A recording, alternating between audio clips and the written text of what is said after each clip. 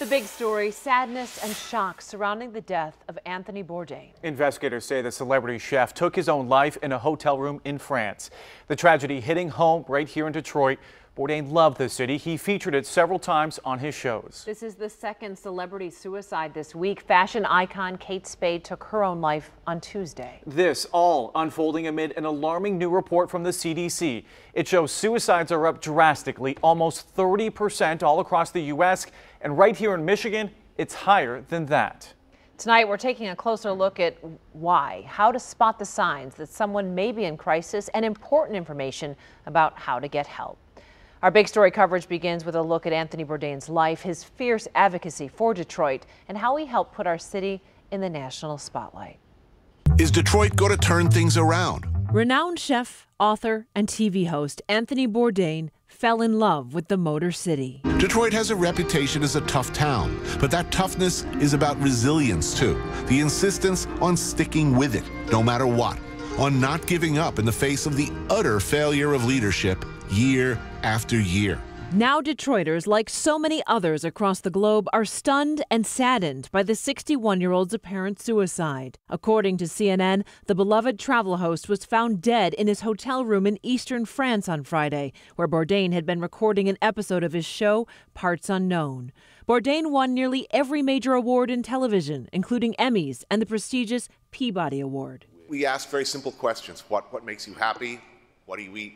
What do you like to cook?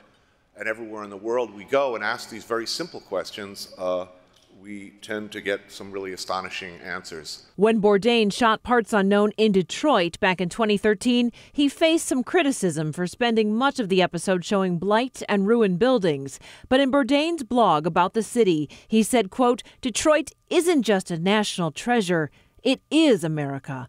And wherever you may live, you wouldn't be there, and you wouldn't be who you are in the same way without Detroit."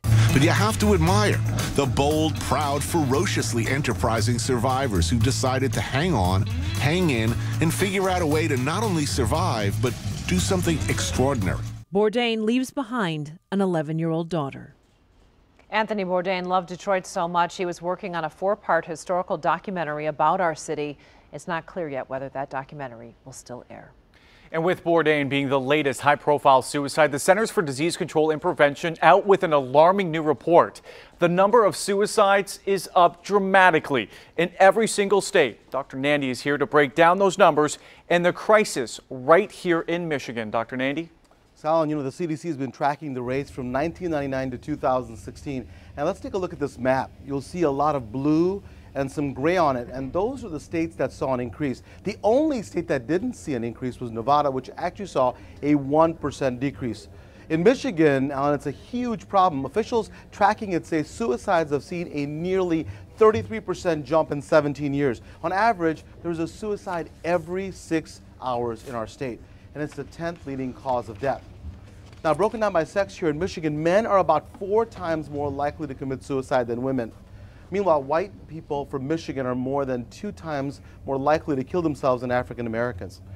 And there are multiple reasons why people commit suicide, but it's always important to remember this: there is help out there. And 7 Action News reporter Simon Chowdhury has more on what resources are available. Simon? That's right, Dr. Nandy. Thank you so much. We talked with a suicide survivor who now works at a behavioral health center, and we also talked to a psychologist about the signs of suicide. Both say 2 words can be key in helping to survive. I felt like I had no help, no hope. The hopelessness is what really kind of drowned me. Help and hope. 2 words, but that's what Bethany Boyk needed. She's 27 years old, but spent much of her life battling mental illness. Becoming suicidal at the age of 12 after her father was incarcerated, she fell into a deep depression. Despite having a family history of mental illness and showing signs of withdrawing, she had trouble getting help. I really wish someone heard my voice. If you have that history of feeling somewhat hopeless and helpless, and you add external factors, it's the straw that breaks the camel's back. Judy Malinowski is a psychologist with Ascension Eastwood Clinics. She says a suicidal person makes on average 20 attempts before actually killing themselves.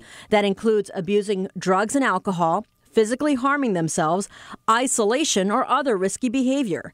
And if someone says they want to kill themselves, believe them. Sometimes we can become desensitized. Someone may say it and we don't address it because maybe they've said it before and nothing has happened. It could be the time. After Kate Spade and Anthony Bourdain's deaths this week, it's shining a light on a topic some consider taboo. People do not like to even discuss the issue that people take their own lives. Mental illness does not discriminate. So every single person has the ability to develop a disease that they can't control. For Bethany, supportive friends, medication, and therapy groups helped her survive. Now she's using her experience to mentor others. If you feel suicidal, she says hope and help is what you need. Therapy or medication or other types of treatment, we can do so much now, you know, but you just have to hang in there. Just hang in there a little bit longer.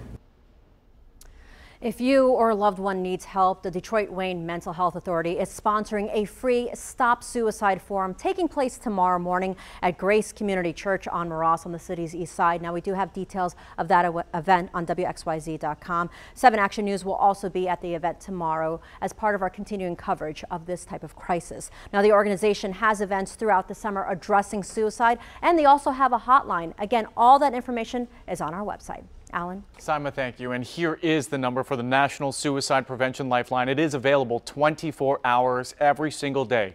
That number, 1-800-273-8255. And like Simon mentioned, we've also posted a list of resources on our website. You can look right now. Head on over to WXYZ.com.